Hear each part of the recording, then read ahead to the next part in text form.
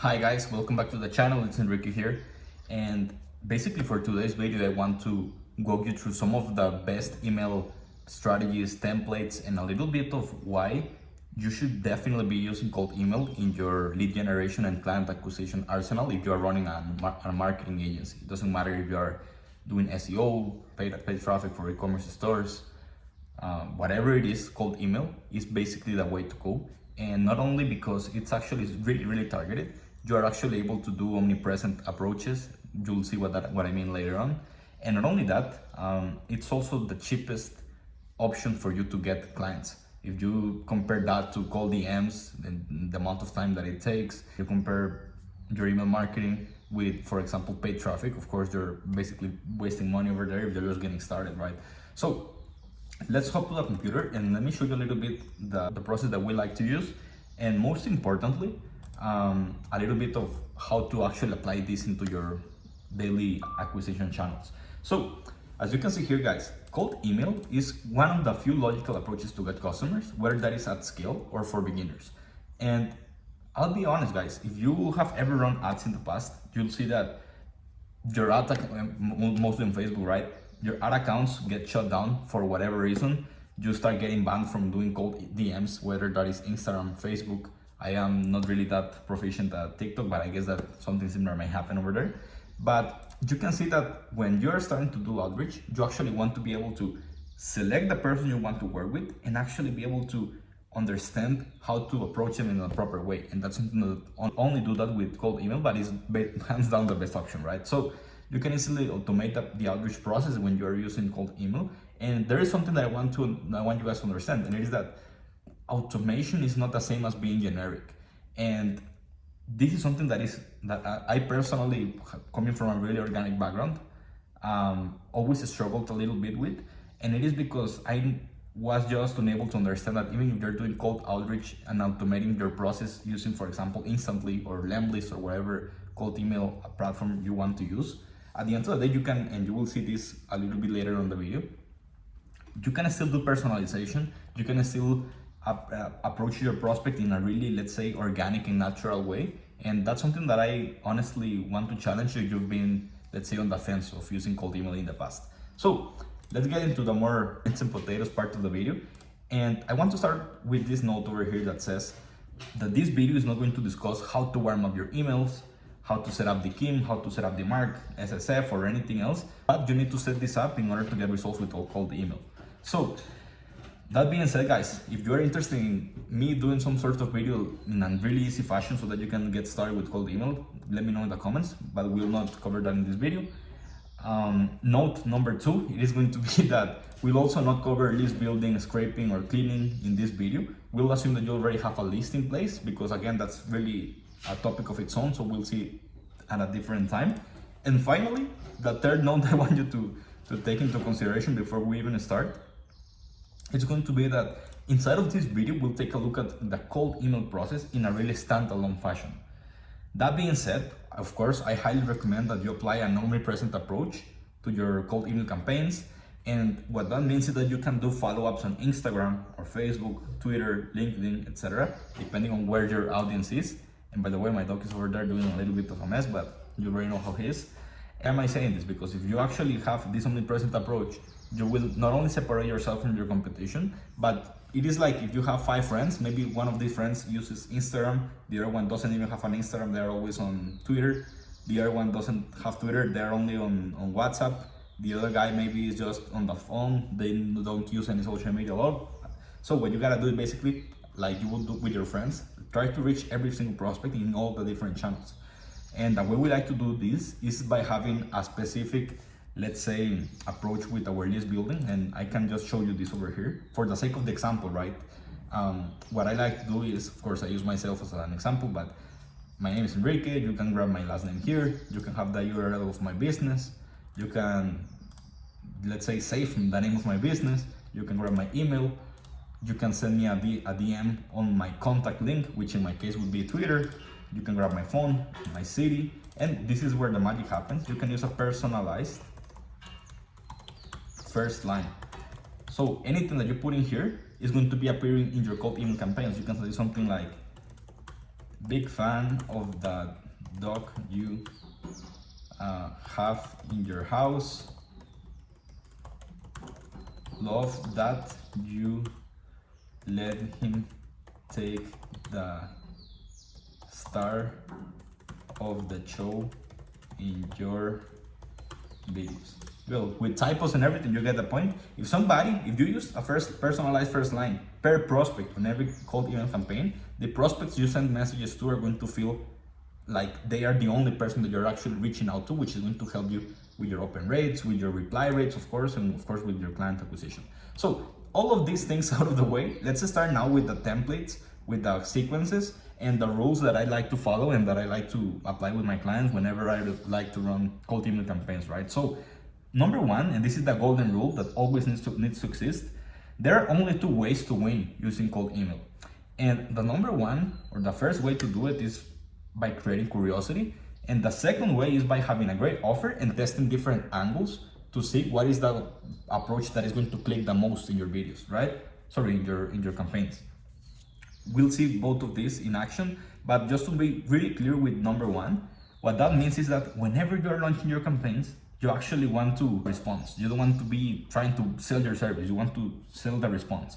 And the response is going to come really easily if you generate enough curiosity by saying something like, hey name, can you handle a little bit of extra client work this month? So you'll be like, man, yeah, I could.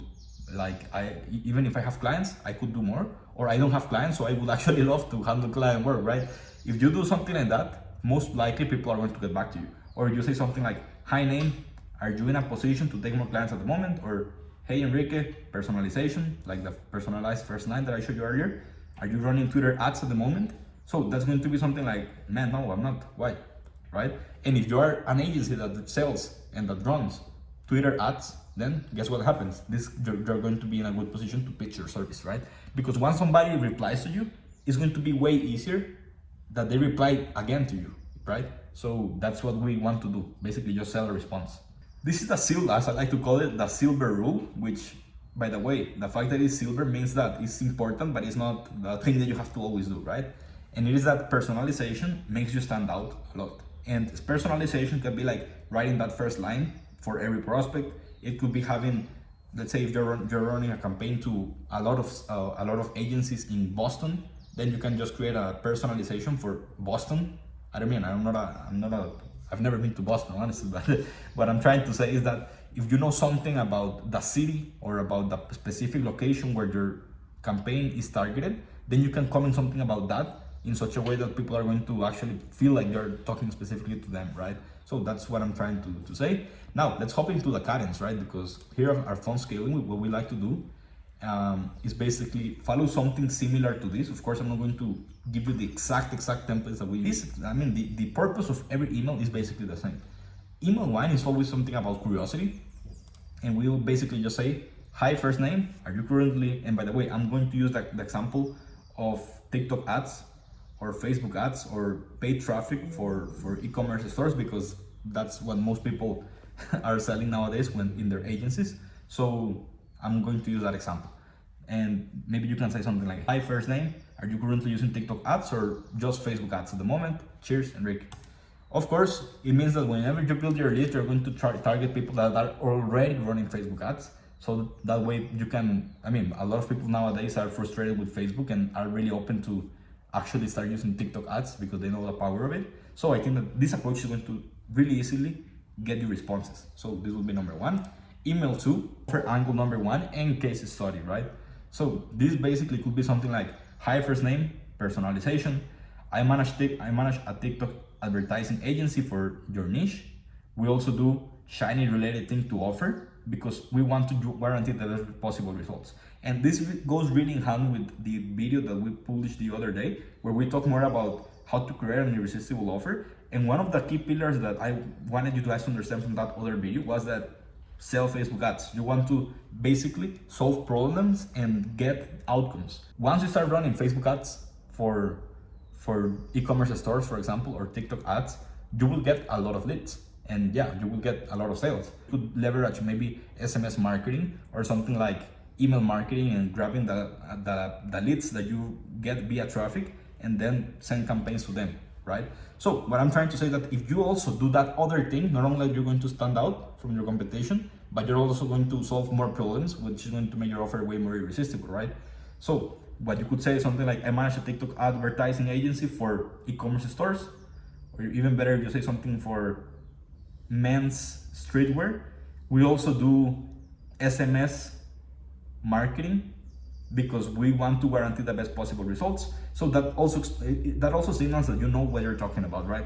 We recently helped client A get tangible outcome in time frame, and we'd love to do the same for you. Are you open for a quick 10-15 minute chat later this week? Cheers, Enrique. That's it. Email 3 is going to be a quick follow-up on day 8, and it's going to be something like, hey, just making sure this doesn't get buried in your inbox. By the way, this typo is intentional. If you have typos in your campaigns, in your copy, that actually signals that you're a real human that does mistakes, and that helps you. That helps the prospects actually feel way more special because they actually think that you took the time to, let's say, send a message to them, right? Email 4 is going to be another case study on day 12, and you can say something like, hi, since the last time that I texted you or that I emailed you, we were able to help client B with their sales specifically. We made him outcome. Would love to do the same for company name. The company name is the company of the person on the campaign. I prepared a video explaining how this process would look like for you guys. Want me to drop it here? Enrique. And look at this, guys. I prepared a video explaining how this process would look like for you guys. Is basically another call to action. Now you are not trying to pitch your call. What you're pitching here is basically the Loom recording or the video recording. And this is going to be better because it's changing a little bit the call to action, and it's going to maybe, some people are not ready now for a call, but maybe they will be open to seeing your video. And once they see your video, now they may be open for the call. So we try to grab different angles at all times, right? Email 5, day 20, will be something like, hi, first name, since I didn't get a response from you the other day, I decided to go ahead and break down our process, and that way you can ponder whether or not this could be a good fit for you at the moment. Feature 1, feature 2, feature 3, so you explain a little bit of how you get the results. Does this sound like something that could benefit you? You see another call to action. This is something that the response you're trying to get is something totally different from the previous ones, so you're basically rotating. Email 6, this is something that I never see people doing, but I think that is super powerful. And it's basically simply saying like, first name, is there anyone else I should be reaching out to in order to get a response? And that's it. Why is this super powerful? Because you're literally being like, hey, I don't want to bother, but I really want to do business.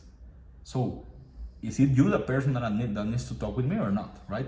And this is super powerful. Email 7 is going to be another offer angle on day 45.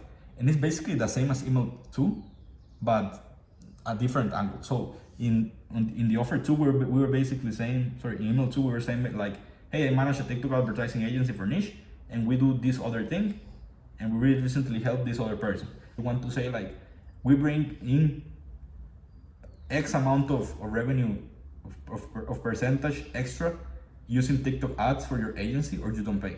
You see, like, it's basically showing your offer in a different fashion, because maybe that way you're going to get a response, and that specific prospect may feel more paired with the possibility of doing business with you, because maybe that other angle was what they wanted to hear. Email 8 is basically the breakup email, and this is something that I want to shout out Alex Berman, and this is just on day 60, because it's just, instead of following up like crazy for the rest of your life, it's basically you acknowledging that they were not interested and that you're not going to be super pushy, so that if anything changes, they just keep you on top of mind. And it's going to be something like, hi, first name, by this point in time, I think that there's no interest in problem your offer solves.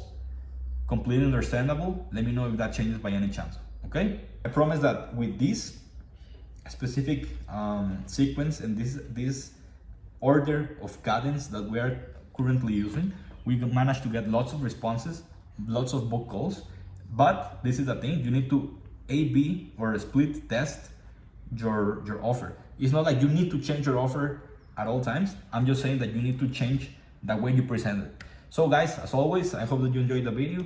If you want this document so that you can basically study it at your own pace or whatever, you can just go to the link that I'll leave in the comments. It's going to send you to a landing page that, yeah, of course, I'm going to grab your email, and possibly someday you can become a customer. But right now, all I want from you is to actually get a lot of value and get access not only to this document, but to all of the other documents that we use in YouTube videos. And yeah, guys, I hope that you found this valuable and see you guys in the next one. Bye bye.